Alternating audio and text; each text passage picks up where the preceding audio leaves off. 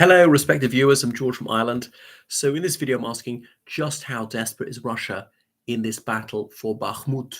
So they've been fighting for Bakhmut since early August 2022, and here we are, about 7 months on, and they still haven't taken the city. It'd be their first significant advance for over 7 months. Now that is a miserable record, bearing in mind that Russia boasted they would take Kiev in just 48 hours.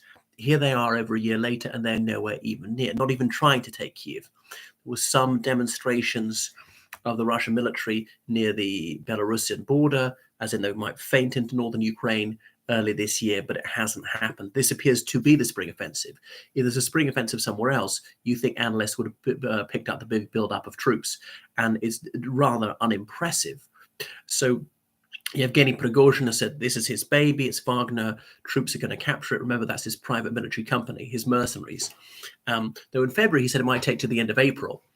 He later contradicted himself and said they were already fighting on the streets, and they might have fought on some of the streets on the edge. They were in the center of the city just the other day, but perhaps been driven back. I mean, I think the Russians are going to take it. There's obviously been this valiant defense by the Ukrainians, and NATO estimates that they've inflicted at least 5 casualties on the Russians for every one they've suffered. Now, that could be NATO propaganda. That was supposedly an internal document that was leaked to friendly sources like Sky News and the New York Times. So maybe that's to bolster Western morale to think, yeah, it is worth backing the Ukrainians.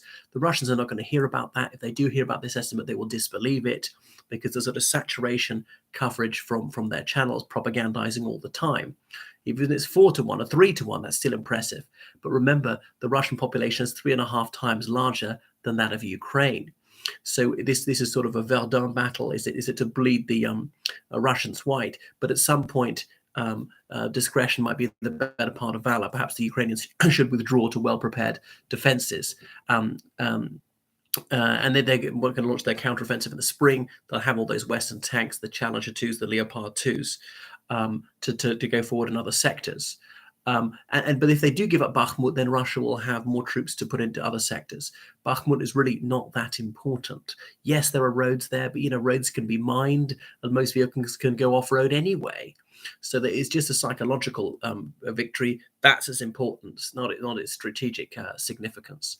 And for the first time in 4 weeks, Russia tried fairly large-scale bombardment of several cities with missiles to take out the electric grid. Fairly ineffective. The Ukrainians claimed that 81 missiles were fired. They shot down almost half of them, which is not as good as their usual record. They sometimes claim to shoot down as many as 80% of them. But Russia's used some of its latest Kinzhal missiles. Kinzhal missiles are really impossible to shoot down. They're just too fast. Kinzhal meaning dagger in Russian. So I think this is the first time I've actually used them in combat, if you call blowing up a civilian in power plant combat. But anyway, so Russia's very proud of this. They've always been bragging about these ones, but they're also extremely expensive. They're at least several $1 million a pop. And is that worth it to blow up a power station? You could have used a far cheaper thing to strike it with. I mean, I can see why you want it sort of battlefield tested. As you put all this money into it, might as well use it.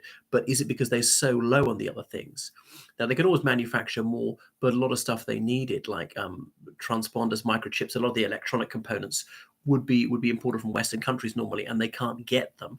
Now, you can circumvent them by ordering them via other countries like Kazakhstan. I'm not specifically accusing Kazakhstan of facilitating missiles by ordering components which the Russia then uses, but that is an example of a country which might have done it. I've got no specific information on that one. And perhaps I shouldn't have named a country as a hypothetical example. But yeah, Russia is getting fairly desperate. They've got to have something to show for all this.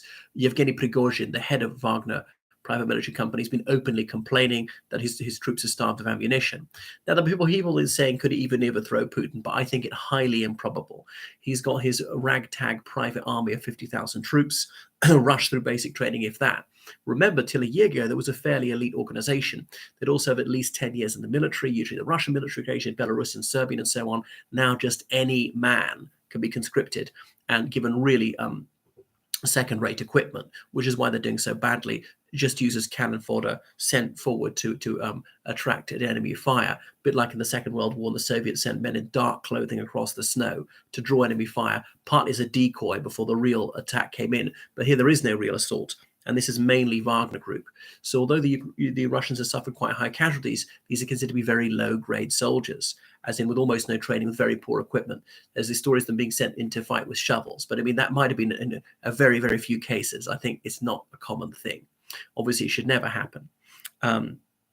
So no wonder they've lost loads of casualties, and Putin doesn't really care, and the Russian public doesn't particularly care either. There are often people who are in prison, or people who are actually not even Russian, or Tajiks and Kyrgyz laborers who have been persuaded to, perhaps duped into volunteering, and their own governments aren't going to raise a stink because they can't afford to hack off Russia. They won't get to send guest workers to Russia. Remembering that remittances from people working in Russia are vital for the economies of Kyrgyzstan and Tajikistan, two penurious former Soviet republics in Central Asia. So there is a bit of desperation, and they weren't even able to assault the power grid for about a month. It's clearly failed, and as we're coming out of winter, it's going to be less effective than ever. But they have felt the need to up the ante by cutting off power to Zaporizhia, the largest nuclear power station in Europe, and that is very worrying because they had to run on diesel, right? Because the reactor could go into meltdown if it's cut off.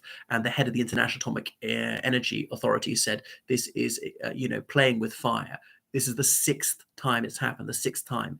And if it goes wrong, it could be an absolute catastrophe on the scale of Chernobyl. And I suppose that's Russia's trying to spook us. Obviously, they're blaming Ukraine. Well, Russia started the war. Russia's taken out the nuclear grid. They've done this deliberately many times. And we've been lucky so far. If we're unlucky once, it will have the most devastating consequences. And so they're trying to frighten us.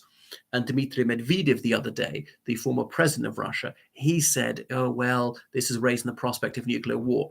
So in a way, that's reassuring because they're forced to resort to that because the conventional conflict is not going well for them. Obviously, not easy for the Ukrainians either, and that's why they need to be armed to the teeth because we've got to make up in quality of equipment what the Ukrainians lack in numbers, and then this war can end. So. And then Yevgeny Priogzhin also made another damaging admission last month, saying to take the whole of even Donetsk district could take 2 years at this rate when they're just eating mud near Bakhmut. So then the Russians will take Bakhmut. It surprised me, the resilience of the Ukrainian resistance. So their pugnacity is really extraordinary. Remember the fighting spirit they showed at Mariupol. It held out much longer than anybody thought possible, but it did eventually fall. And the same may be worth it in Bakhmut, but may happen in Bakhmut, it totally won't be worth it for the Russians because there's scarcely stone stands on stone. I mean, salt mines are not that worth it. Sparkling wine, I mean, there are no laborers there. The warehouses to store these things, the equipment's all been destroyed. And that's another point because if the war to end today, for Ukraine to be fully rebuilt would take at least several years, would take hundreds of billions of dollars. I also don't think Western countries are going far enough in confiscating the assets of Russians and Belarusians who are supporting this war directly or indirectly, selling them off to raise money to furnish the military to then provide armaments to the Ukrainians. And that's what I'd be doing, is that the $2.5 billion extra funding the British Army is getting this year, if I was Ben Wallace said that's all going into ammunition to give the Ukrainians. That is top priority. Obviously, many, many other things you'd like, but that's what's needed now. That's urgent. Anyway, so Russia is fairly desperate. I think there will be another mobilization because there's really no alternative if they're going to sustain this war. And Putin thinks that by dragging it out, he can win.